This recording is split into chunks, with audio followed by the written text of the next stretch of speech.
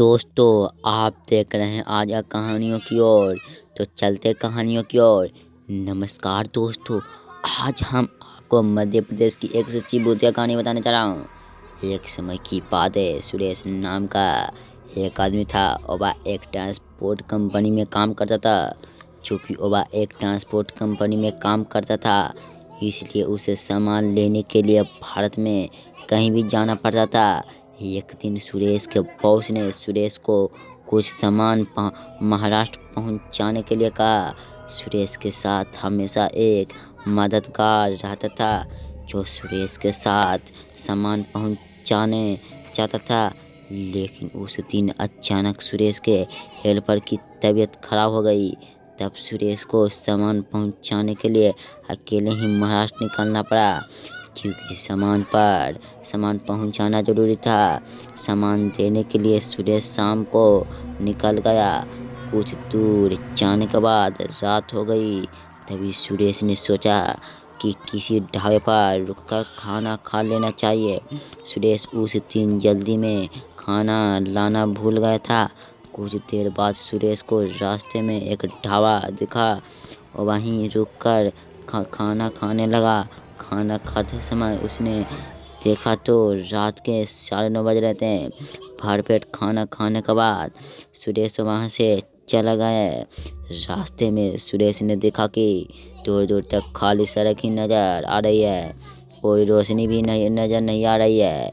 सुनसुनाटा सड़क होने के कारण सुरेश ने ट्रक की गति बढ़ा दी और तेज़ी से ट्रक भगाने लगा, क्योंकि वह जल्द से जल्द वहाँ से निकलना चाहता था। वह तेज गति से जा रहा था। तभी उस हॉर्न की आवाज़ सुनाई दी। वह अचंभ हो गई और इधर उधर देखने लगा। तभी उसमें से एक रोशनी प्रकट हुई। जब उसने ध्यान से आगे देखा, तब उसे पता चला कि सड़क पर में एक गाड़ी पलटी हुई है।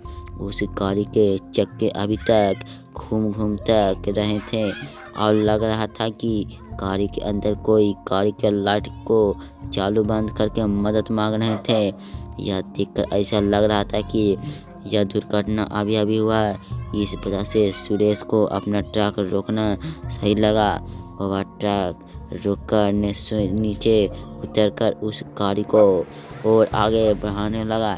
सुरेश को अंदेश था कि जो भी इस गाड़ी में होगा वह बड़ी जख्मी होगा। जब वह गाड़ी के पास पहुंचा तो उसने देखा कि उस गाड़ी में कोई भी नहीं था। सुरेश को यह बात अच्छी भी लगी, क्योंकि कुछ देर पहले इस गाड़ी का हॉर्न बज रहा था और उसकी लाइट को कोई चालू बंद कर रहा था। सुरेश को लगा कि गाड़ी का हॉर्न बजाना और लाइट चालू बंद होना कोई इत्तेफाक नहीं हो सकती है।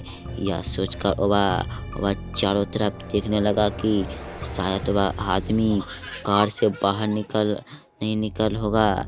लेकिन उसने कहीं दूर दूर तक कोई दिखाई नहीं दिया। तभी इन चीज़ों को अनदेखा करके सुरेश अपने ट्रक में वापस बैठने जा रहा था। तब उसे कुछ मांस के टुकड़े उसके पैर में लगे। या देखकर सुरेश अपनी ट्रक में से टॉर्च निकाल कर के अंदर देखने लगा। उसने देखा कि कार के सीटी में से खून टपक रहा है, पर उसमें कोई नहीं है।